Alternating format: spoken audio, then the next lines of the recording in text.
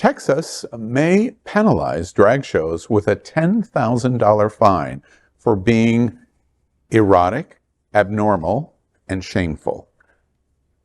Senate Bill 12 changes the definition of sexually oriented performances to include male performers acting as female and female performers acting as men that are sexual. It would effectively ban children from attending drag shows, and business owners can't allow a sexually oriented performance to happen with kids under the age of 18. Violators would face a civil penalty of up to $10,000. Senate Bill 1601 would take funding away from public libraries, host events where people dress as the opposite gender. But opponents say these bills vilify drag queens, further marginalizing them. And drag is a form of art, and like any form of art, it can be modified for children. There are going to be drag shows where we do not want kids in the shows, okay? We're not trying to say that all drag is good for kids. We're trying to say there are appropriate times that drag is modified to be safe for kids. There are certainly Broadway shows, my goodness, Peter Pan. Before any of us were born, this lady named Sandy Duncan, yes, a female, played Peter Pan. There's no prurient interest that doesn't comply under the statute to be covered by a bill like this, if that's helpful.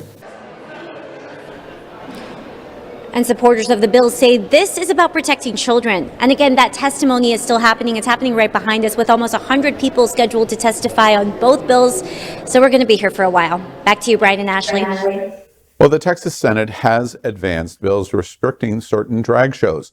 During last week's committee hearing, dozens of drag performers and their allies testified against these bills, outnumbering significantly the bill's supporters. Opponents of legislation also said the Republican-led efforts to criminalize certain drag performances were attacks on Texans' First Amendment rights, while others said the legislation took away Texas parents' rights to decide what content or culture their children are exposed to.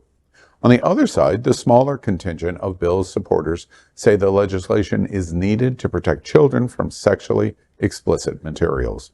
Filed by Republican State Senator Bryan Hughes of Mineola, Texas, SB 12 would impose a $10,000 fine on business owners who host drag shows in front of children if those performances are sexually oriented. The bill defines a sexually oriented performance as one in which someone is naked or in drag and, quote, appeals to the prurient interest in sex, end quote. The U.S. Supreme Court defines prurient interest as, quote, erotic, lascivious, abnormal, unhealthy, degrading, shameful, or morbid interest in nudity, sex, or excretion, end quote. Compared to several of the Republican proposals that seek to restrict drag shows, including Senate Bill 476 that Hughes previously filed, SB 12 seems to scale down the proposed restriction on drag shows, but performers and their allies said that the bill's language is still exceptionally vague. That gets it.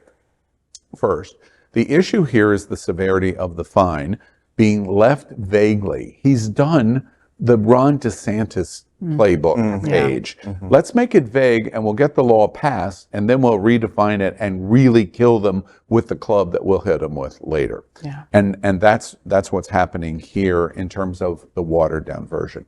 The other moment that is really very significant in this legislation is that they're defining the interpretation of drag on the Supreme Court's decision of what prurient definition of sexual offense is. All of those words that I just told you is the definition that the Supreme Court uses in what is sexually offensive.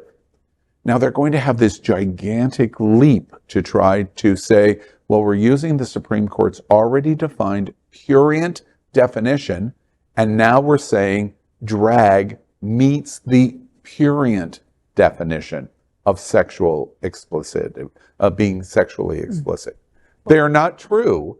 It's not true, but it is a very sophisticated and likely in Texas, a very creative and successful way to make drag illegal under this definition. Not only drag, but it's also an attack on our trans community. Do you think that a Republican can tell the difference between a drag queen and a trans woman? Absolutely not. No. And so they're endangering not only the lives of drag performers, but of trans people in general in that state. And it's scary. And it's also a slippery slope when it comes down to entertainment in the LGBTQ plus community at large. Because now it's up for debate whether or not Go-Go Boys or any of the entertainment that we put on is of sexually explicit nature. So this is a very dangerous bill in order to make a description of what sexually explicit materials is as this. Yeah. And the legislators comment or question in there that, well, what about Peter Pan? Well, no, Peter Pan can still obviously get through. So it's only prurient when it's people from the LGBTQ plus community. If it's a straight person doing it and they've heard of it before, then it's still okay. Yeah, the description is just awful. I mean, come on, that we've all been to a drag show, all right? And lascivious, excretion. I mean, come You're on. in the presence of a drag king. King, exactly. It's an art, it's a talent, it's something that you're entertaining people for and with. What I will call out are our LGBTQ plus defenders that are out there showing who they are, not afraid to shine their light. And like you said, Al, there were more of them than the Republicans and the right-wing people there, So we've got to show up, stand up, and protest wherever possible so they can see there is strength in numbers, and you showed it right there. Yeah, and one last thought before we move to Jamal. It's sad the crazier this gets, but also at the end of the day, while it'll have to be fought through, the better it is. Because at the end of the day, the point of the interpretation of who is the violator, could Peter Pan get through? Peter Pan can't get through. No. Because if they say it's okay for Peter Pan, or the joke about Dolly Parton, you know how much money it costs to look this cute? Right. I am a drag queen. The joke that Dolly Parton makes, or Peter Pan, has to interpret the law exactly the same way. Because when these challenges go through the federal courts, eventually all the way to the Supreme Court, the challenge is going to be equal protection under the law. Either it's all or none. They'll lose. They'll eventually lose at the Supreme Court. But the harm that's going to take place is going to be dramatic. And then they're eventually going to lose. LGBTQ plus news is vital for our community and for the broader world as a whole.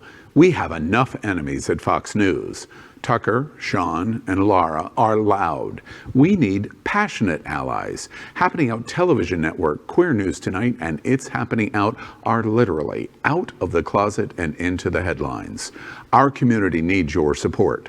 Like this broadcast and subscribe now to ensure the growth of the entire LGBTQ plus community.